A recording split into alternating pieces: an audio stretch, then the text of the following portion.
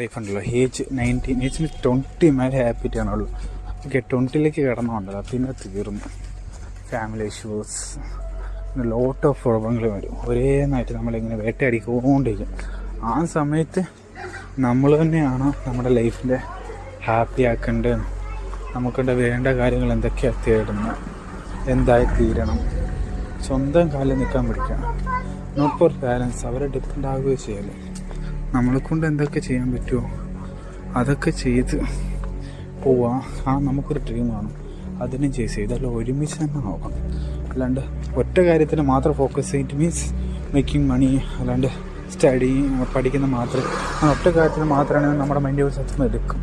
എൻ്റെ കൂടുതൽ ഹാപ്പിനെസ്സും കൂടി ഉണ്ടെങ്കിൽ നമ്മുടെ ലൈഫിനൊരു തീം കാണത്തുള്ളൂ. കാരണം നമുക്കൊരു മോട്ടീവ് കിട്ടത്തുള്ളൂ. ഇതെല്ലാം ഒരുമിച്ച് കൊണ്ടുപോകണം.